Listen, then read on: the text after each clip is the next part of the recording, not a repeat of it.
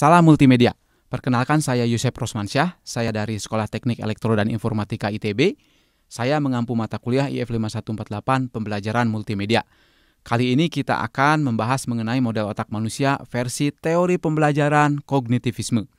Kita lihat model otak manusia versi teori kognitivisme ini dibagi atas beberapa bagian besar, yaitu memori sensor atau sensor memory, memori kerja, working memory atau short term memory, kemudian memori jangka panjang atau long term memory.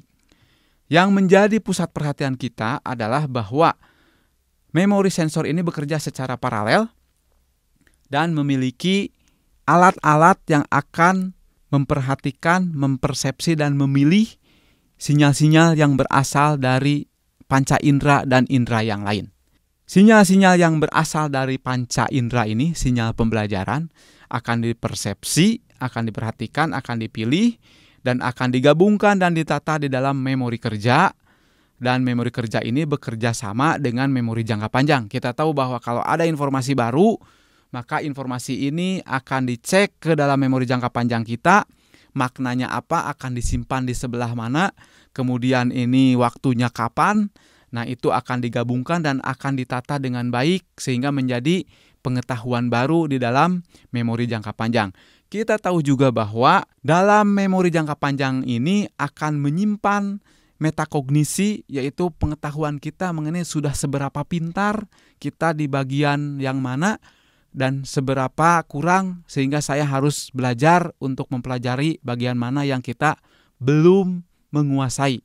Kita punya perasaan tentang sudah pintar atau belum di memori jangka panjang ini. Demikian juga bahwa motivasi dan afeksi ini harus tinggi. Kita tahu bahwa kalau yang punya motivasi yang tinggi, maka belajar akan lebih semangat, akan lebih fokus. Oleh karena itu, hal-hal ini menjadi penting bagi kita semua dalam membuat jenis indera bahan ajar agar sebanyak mungkin jenisnya dan ditata sedemikian agar dapat harmonis dan sinergis sehingga meningkatkan efektivitas, efisiensi, dan engagement dari proses pembelajaran.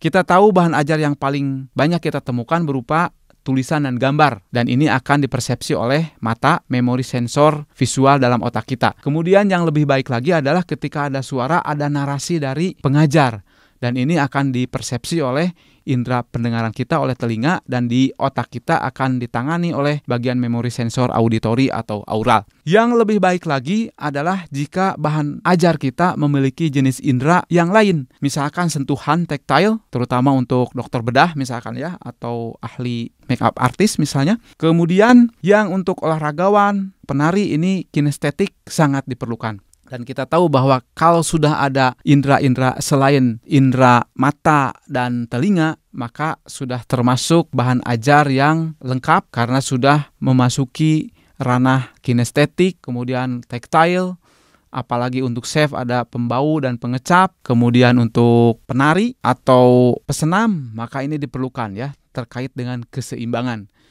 Yang tidak kalah penting adalah karena ada memori sensor interoception yang akan melaporkan mengenai kondisi badan, dan ini terkait dengan kondisi lingkungan belajar, bagaimana nyamannya atau sejuknya ruangan, tidak berisik. Nah, itu akan menunjang kenyamanan proses pembelajaran. Nah, oleh karena itu, kita berusaha agar lingkungan ajar dan jenis indera bahan ajar ini dibuat sebanyak mungkin, selengkap mungkin, sehingga memori sensor akan bekerja secara paralel dan sinergis yang secara keseluruhan akan meningkatkan proses pembelajaran menjadi lebih efektif, lebih efisien, dan lebih engaging, lebih membahagiakan. Nanti akan kita lanjutkan di segmen berikutnya. Tetap semangat!